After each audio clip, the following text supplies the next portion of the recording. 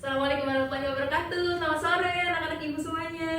Waalaikumsalam warahmatullahi wabarakatuh. Alhamdulillah hari ini kita bertemu lagi di mata pelajaran biologi ibu kali ini. Sekarang ibu ada di kelas 10 IPA berapa?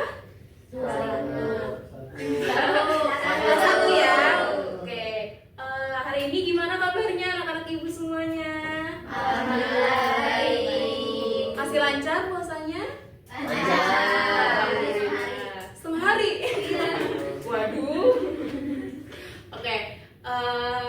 Alhamdulillah ya semuanya pada baik, pada sehat. Harus tetap sehat terus, baik terus karena kan kita belajar butuh tenaga, butuh pikiran yang jernih supaya apa yang disampaikan sama bapak dan ibu gurunya itu bisa masuk di kalian dan yang pastinya bisa diterapkan ke kehidupan sehari-hari. Nah, sebelum kita memulai, yang alangkah baiknya kita berdoa terlebih dahulu. Di sini siapa ketua kelasnya? Gazi. Oke, ketua kelas boleh ya dipimpin doanya. Oke, mulai kelas kita berdoa dulu, baru kemudian masing-masing berdoa mulai.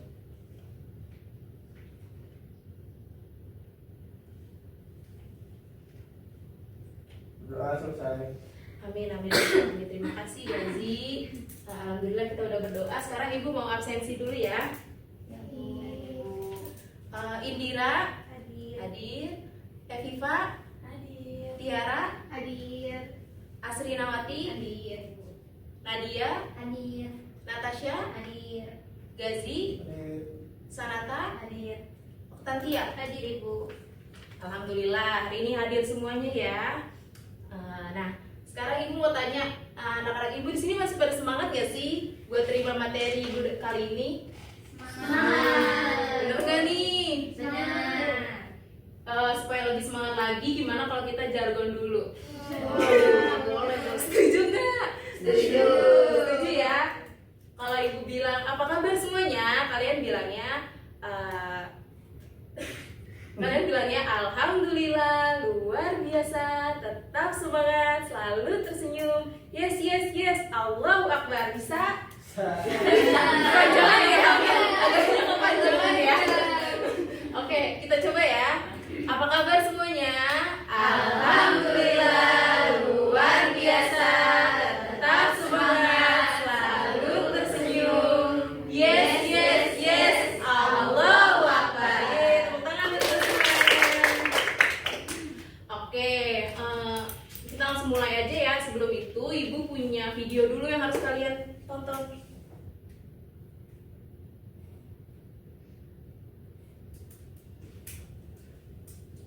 Bentar ya.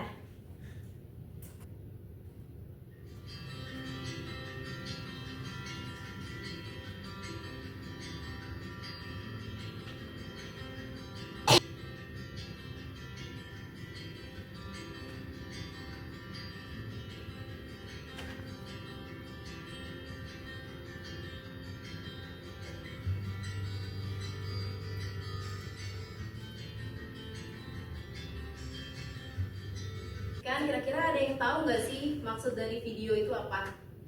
Ada yang tahu? Ada yang bisa nggak? Poin-poinnya aja deh. Di video tadi itu ada apa sih? Ada sayuran, Mm-mm. buah-buahan. Sayur-sayuran, buah-buahan. Ya, gitu. Sayur-sayuran buah-buahannya gimana tuh? Dikelompok-kelompok. Dikelompokkan. Betul. Jadi betul sekali apa yang dikatakan Nadia. Jadi kalau kalian tadi lihat di video itu, di situ dilihat bahwa di keadaan suatu pasar, di mana kalau kalian pernah ke pasar nih, yang cewek-cewek atau yang cowok-cowok pernah nganterin ibunya ke pasar. Kalian pasti tahu kan kalau di pasar itu orang-orang yang berjualan di pasar itu dia berbeda-beda gitu kan. Kalau di pasar itu biasanya kios-kios. Tiap kios itu kan berbeda ya. Ada yang menjual sayuran, ada yang menjual buah-buahan, ada yang menjual ayam atau ikan dan sebagainya. Itu kan dipisah-pisah, dibeda-bedakan sesuai dengan jenisnya. Nah, pasti ada tujuannya kenapa harus dipisah-pisahkan sesuai dengan jenisnya. Tujuannya supaya kita yang mau membeli ini lebih mudah mencarinya. Kalian bisa bayangin nggak kalau misalnya itu tadi kan di video ada diperlihatkan kalau misalnya itu dijual di satu tempat yang sama gitu. Pasti kalian bakal bingung kan mau belinya gimana. Nah, sama kayak yang mau kita pelajarin hari ini. Kalau barang-barang dagangan yang ada di pasar aja harus dipisah-pisahkan sesuai dengan jenisnya masing-masing. Apalagi makhluk hidup, lingkapannya lebih luas, lebih dalam gitu. Pasti kan mempelajari klasifikasi makhluk hidup. Yang pertama, untuk mengetahui pengertian dari klasifikasi makhluk hidup serta tujuan dan manfaat dari klasifikasi dalam biologi.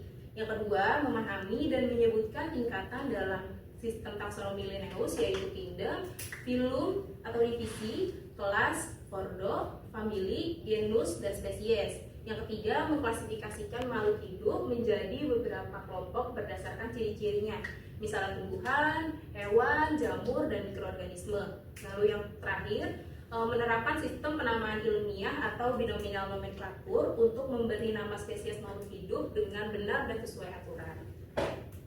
Kalau misalnya kita mau mengelompokkan sesuatu, kita harus tahu dulu ciri-cirinya atau karakteristik dari yang mau kita kelompokin itu. Karena kalau misalnya kita nggak tahu, ya kita nggak bisa mengelompokkannya. Karena percuma dikelompokin kalau misalnya tanpa berdasarkan ciri-cirinya gitu. Nah, sebenarnya ciri-cirinya itu apa aja yang bisa kita lihat? Yang pertama, kita bisa lihat dari bentuk dan ukurannya. Bentuk dan ukuran dari makhluk hidup itu kan selalu berbeda-beda gitu ya. Misalnya ibu ambil contoh tumbuhan. Tumbuhan itu kan bentuk dan ukurannya juga berbeda-beda kan.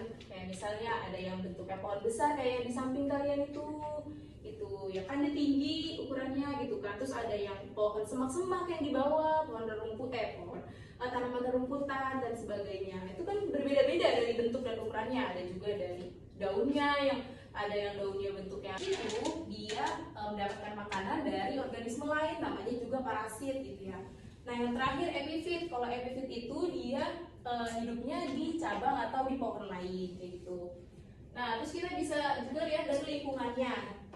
Kita tahu kalau lingkungan tempat kita tinggal itu kan berbeda-beda ya. Nah sama makhluk hidup, yang makhluk hidup itu juga berkembang sesuai dengan lingkungan tempat mereka tinggal. Kayak misalnya ada yang tumbuhan hidup di tempat kering, di tempat lembab ataupun di air gitu. Nah sama makhluk hidup yang lain seperti hewan dan yang lainnya pun, mereka sebelum dikelompokkan juga harus dilihat ciri-cirinya kayak yang di atas ini. Nggak cuma tumbuhan juga, nggak hanya tumbuhan saja gitu. Selanjutnya, sebenarnya kenapa kita harus mengklasifikasikan makhluk hidup? Tujuannya apa gitu? Yang pertama, untuk mengelompokkan makhluk hidup pastinya berdasarkan ciri-cirinya. Ya. Yang kedua, mendeskripsikan ciri makhluk hidup. Nah, hal ini penting. Tujuannya kalau misalnya kita tahu ciri-cirinya, kita bisa membedakan antara spesies yang satu dengan spesies yang lainnya. Terus kita juga lebih mudah mengenalinya itu. Yang ketiga, untuk mengetahui hubungan kekerabatannya dari satu nenek moyang yang sama. Itu kan berarti memiliki hubungan kekerabatan gitu ya. Nah yang terakhir, memberi nama makhluk hidup. Nah ini juga penting, sebenarnya semuanya penting. Tapi kalau misalnya nama tuh gimana ya, kayak identitas gitu gak sih, tanda pengenal gitu. Misalnya Nadia gak punya nama. Nadia misalnya gak punya nama, terus orang-orang mau manggil Nadia apa? Masa gitu kan gak mungkin. Makanya penting buat makhluk hidup itu untuk diberikan nama supaya bisa dibedakan dengan makhluk hidup yang lain gitu. Yang selanjutnya, siapa sebenarnya yang pertama kali menemukan konsep klasifikasi makhluk hidup? Yang pertama kali menemukan yaitu ada Bapak Carolus Linnaeus pada tahun 1735. Pada saat itu beliau menemukan konsep klasifikasi makhluk hidup sesuai dengan karakteristik yang digunakan pada saat itu. Lalu kalau misalnya kalian belajar tentang klasifikasi, kalian juga bakal lebih sering mengenal lebih sering mendengar yang namanya taksonomi. Sebenarnya taksonomi itu apa?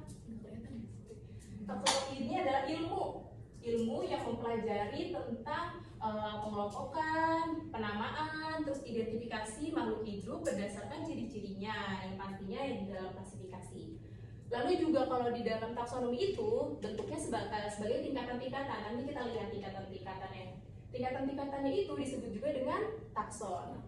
Takson diurutkan dari yang paling atas, yang paling umum, dan yang paling bawah itu sampai yang paling khusus. Kita lihat urutan tingkatannya.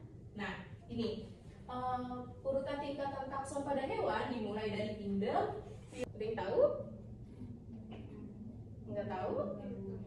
Oke, jadi maksudnya sistem klasifikasi buatan ini merupakan sistem klasifikasi yang dibuat atau dirancang oleh manusia. Dia tidak berdasarkan ilmiah gitu, jadi suatu saat bisa berubah gitu sesuai dengan perkembangannya. Nah, sistem klasifikasi buatan ini disusun berdasarkan adanya satu atau sedikit persamaan ciri morfologis, alat reproduksi, habitat, dan daerah penyebarannya tanpa memperhatikan kesamaan strukturnya. Jadi tanpa kita melihat persamaan strukturnya, kita bisa mengelompokkan makhluk hidup, namanya aja juga klasifikasi buatan. Contohnya ini pada tanaman anggrek, melati, bunga sepatu, dan mawar. Mereka dikelompokkan dalam satu kelompok yang sama karena memiliki ciri morfologis yang sama, yaitu warnanya yang putih. Selain warna, kita juga bisa lihat dari bentuk dan ukurannya ataupun fungsinya gitu. Jadi tanpa memperhatikan kesamaan strukturnya, kita bisa mengelompokkan. Nah, yang kedua ada sistem klasifikasi alami. Kalau ini yang alami kebalikannya dari yang buatan. Kalau yang alami ya dia bersifat alamiah gitu, udah berdasarkan hubungan alamiah antar organisme gitu. Contohnya misalnya kayak kesamaan struktur tubuh, terus evolusi, ada juga hubungan kerabatan gitu. Klasifikasi alami ini disusun berdasarkan banyaknya persamaan morfologis yang dimiliki oleh makhluk hidup. Contohnya di sini pada spesies kuda, gajah, sapi, dan buaya. Dia dikelompokkan karena Memiliki 4 kaki. iya betul sekali, memiliki kesamaan struktur tubuh, yaitu memiliki kaki berjumlah 4. Udah tahu ya bedanya. Nah, yang selanjutnya sistem klasifikasi filogenetik. Kalau yang sistem klasifikasi filogenetik ini disusun berdasarkan sifat morfologi, anatomi, fisiologi, dan jauh dekatnya hubungan kekerabatan antara takson yang satu dengan yang lainnya, serta mengacu pada hubungan evolusioner nenek moyang dan keturunannya. Contohnya di sini pada pohon filogenetik. Di sini terlihat kalau organisme seperti bakteria, archaea, dan juga eukaryota ini memiliki hubungan kekerabatan karena dia berasal dari satu nenek moyang yang sama, di satu titik yang sama, satu nenek moyang yang sama. Setelah itu baru dia berevolusi. Ini disusun berdasarkan sifat morfologi, anatomi, fisiologi, ekologi, dan struktur molekuler dari makhluk hidup yang dikelompokkan. Contohnya di sini pada klasifikasi modern, dia ini berbeda gitu ya. Kalau yang kiri itu hewan, kalau yang kanan itu tumbuhan. Nah, yang selanjutnya adalah perkembangan sistem klasifikasi. Jadi perkembangan sistem klasifikasi itu ada beberapa tokoh yang menemukan, dan masing-masing tokoh itu menemukan perbedaan dalam sistem klasifikasinya gitu. Yang pertama yang menemukan pertama kali adalah Bapak Carolus Linnaeus pada tahun 1735. Beliau menemukan sistem klasifikasi dua kingdom, yaitu Vegetabilia dan Animalia. Pada tahun 1866 Ernest Haeckel menemukan klasifikasi tiga kingdom, yaitu Protista, Plante, dan juga Animalia. Sementara pada tahun 1956 Herbert Copeland menemukan 4 kingdom, yaitu Monera, Protista, Plante, dan juga Animalia. Lalu pada tahun 1969 Robert Whittaker menemukan 5 kingdom, yaitu Monera, Protista, Fungi, Plante, dan juga Animalia. Sementara pada 1977 Carl Woese menemukan 6 kingdom, yaitu Archaebacteria, Eubacteria, Protista, Fungi, Plante, dan juga Animalia.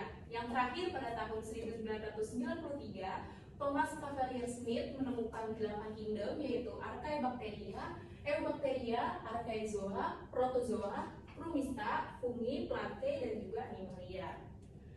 Nah, dari perkembangan sistem klasifikasi yang berbeda-beda ini, ada satu yang saat ini masih digunakan atau masih diakui sampai saat ini, yaitu sistem klasifikasi 5 kingdom oleh Robert Whittaker pada tahun 1969. Beliau menemukan 5 kingdom, yaitu Monera, Protista, Fungi, Plante, dan juga Animalia.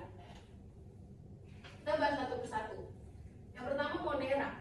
Monera itu adalah makhluk hidup yang sangat kecil dan juga sangat sederhana. Saking sederhananya kita tidak bisa melihat Monera secara langsung. Kita harus mengamatinya di bawah mikroskop. Kita ambil dulu sampel airnya, kayak misalnya di laut, terus diselokan ataupun di kolam. Kolamnya pun harus kolam yang kotor gitu. Lalu kita ambil sampel airnya dan kita amati di bawah mikroskop. Yang termasuk Monera itu ada bakteri dan juga alga hijau biru atau ganggang hijau biru. Contohnya kayak di gambar ini ya. Nah, Monera ini disusun berdasarkan sifat morfologi, anatomi, fisiologi, etologi, dan struktur molekuler dari makhluk hidup yang dikelompokkan. Monera juga ada yang menguntungkan dan ada yang merugikan. Monera yang menguntungkan yaitu dari spesies Lactobacillus bulgaricus. Dia ini berperan dalam proses pembuatan keju. Kalian pasti pernah makan keju kan? Iya. Lalu yang merugikan itu ada dari spesies Salmonella typhi. Dia ini merugikan karena dapat menyebabkan penyakit tipes. Selanjutnya, protista. Protista juga sama kayak Monera, dia ini sangat sederhana dan protista biasanya memiliki mitokondria. Anggota dari kingdom ini merupakan makhluk uniseluler atau sih kalau sebenarnya jamur itu termasuk dalam tumbuhan atau bukan? Kalau iya kenapa? Kalau enggak kenapa? Ada yang tahu? Jadi jamur termasuk tumbuhan atau bukan? Bukan. Gak tahu tapi gak tahu alasannya. Punya klasifikasi sendiri. Karena dia nggak bisa bikin makanan buat makanan sendiri. Betul banget. Iya, jadi jamur ini dia bukan termasuk tumbuhan ya, karena jamur itu dia tidak bisa melakukan fotosintesis sehingga dia tidak bisa membuat makanannya sendiri. Nah, gimana cara jamur mendapatkan makanan? Caranya itu dengan dari sisa-sisa atau bahan organik yang sudah mati ataupun yang sudah membusuk gitu.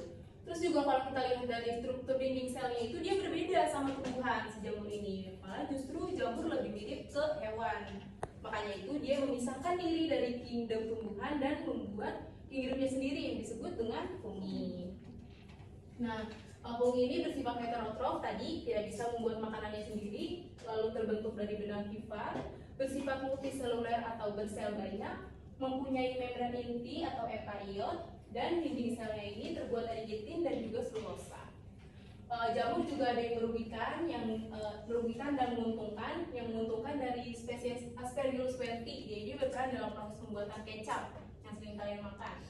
Dan yang merugikan itu dari spesies Trichophyton sp, dia merugikan karena dapat menyebabkan penyakit kulit.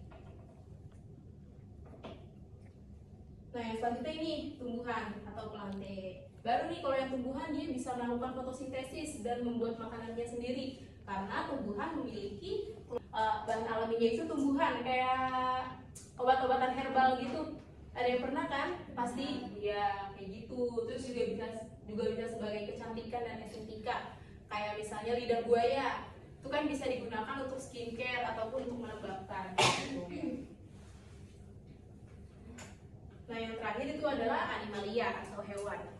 Animalia ini memiliki makhluk hidup yang memiliki membran inti atau eukariot, bersifat multiseluler atau bersel banyak dan selnya tidak memiliki dinding sel sehingga bisa bergerak aktif dan tidak bisa membuat makanannya sendiri atau heterotrof.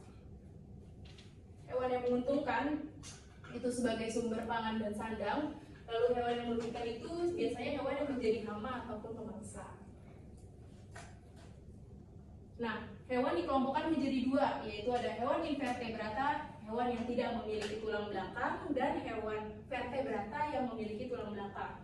Kalau hewan invertebrata itu terbagi lagi menjadi filum protozoa, porifera, coelenterata, platyhelminthes, nematelhelminthes, annelida, mollusca, arthropoda, dan juga echinodermata. Contohnya di sini kayak di gambar ini kayak ada tripang, ubur-ubur, bintang laut. Terus kalian tahu SpongeBob? Pernah nonton SpongeBob? Nah, itu dia termasuk dalam hewan invertebrata. SpongeBob itu maksudnya adalah porifera. Dia hewan yang memiliki pori-pori.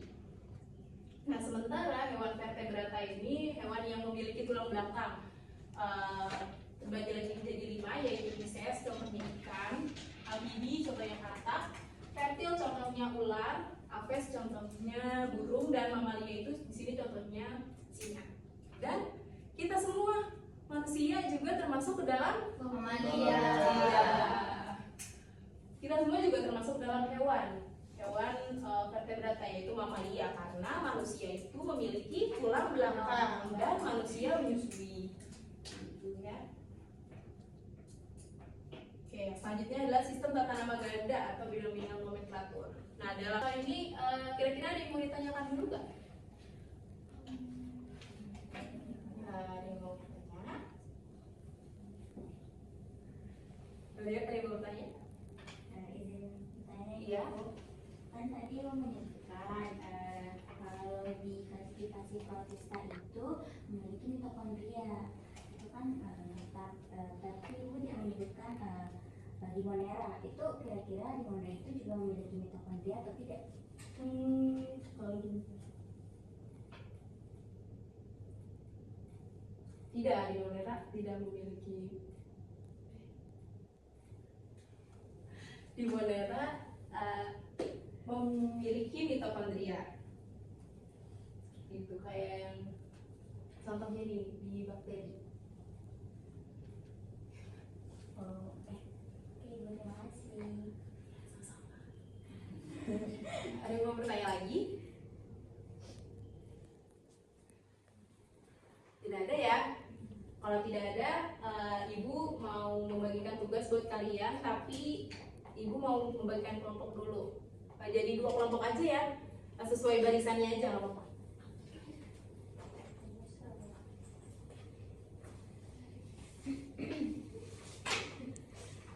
Nanti kerjanya bisa berdekatan aja. Aku mau jelasin dulu. Jadi ya tugasnya itu kalian disuruh mengelompokkan makhluk hidup. Kalau yang di sini tumbuhan, kalian kelompokkan berdasarkan kalian cari dulu salah satu ciri morfologisnya itu apa, terus baru kalian sebutin spesiesnya apa saja. Sama yang hewan juga kalian cari salah satu habitatnya dan kalian sebutin spesiesnya. Harus menggunakan nama Latin ya. Ibu kasih waktu 10 menit ya. Ibu Ya, tadi yang mengelompokkan berdasarkan ciri morfologisnya satu aja. satu aja apa?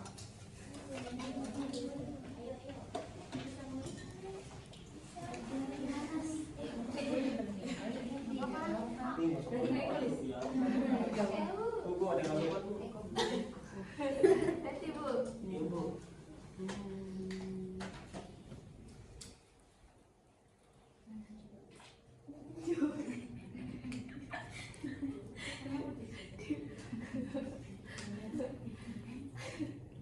Siapa nama lu?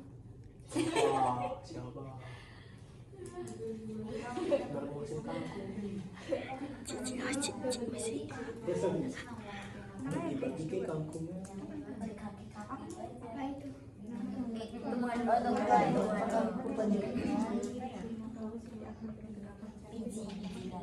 Oke, boleh.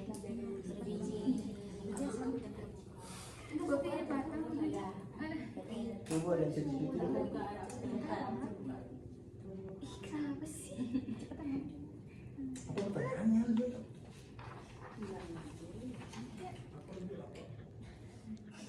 Kalau yang habitat berarti ada di gurun atau di laut gitu karena memang sesuai dengan laut.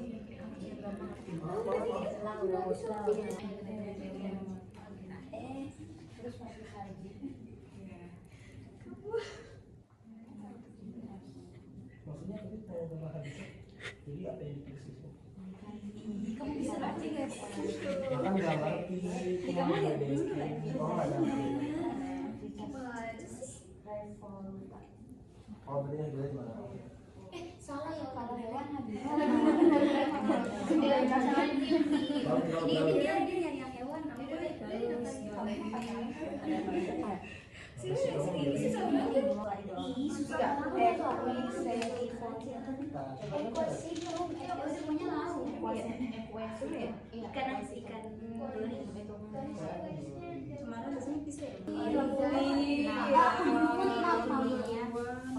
Ikan hiu. Selain ikan dia apa lagi? Itu lagi ya. Itu ada berapa? Iya dulu kan ikan hiu, ubur-ubur. Yang morfologi ya.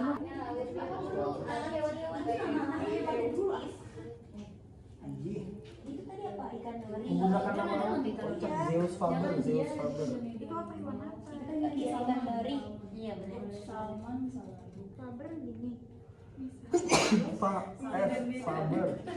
Hipokampus dong. Itu tuh hipokampus itu. Udah lah.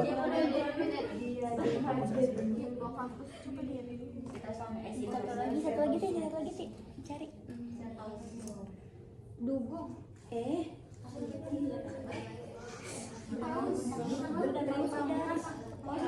Ada. Kita duluan.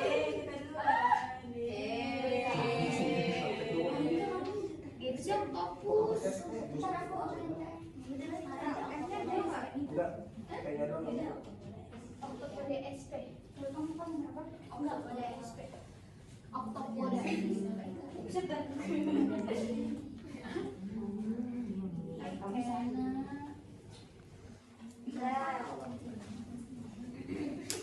Sudah? Terima kasih. Oke. Karena sudah selesai semua pembelajaran kita hari ini, sampai sini cukup semuanya? Sudah jelas? Jelas. Oke. Baik, karena kita sudah selesai membahas materi kita yang hari ini, mungkin Ibu cukupkan saja untuk pertemuan hari ini. Sebelum kita menutup, alangkah baiknya kita berdoa lagi, karena tadi sudah diawali dengan berdoa dan harus ditutup dengan doa. Ayo, ketua kelas boleh dipimpin lagi ya. Oke, untuk mulai di kelas hari ini kita berdoa penutup, berdoa menurut saya masing-masing, berdoa mulai.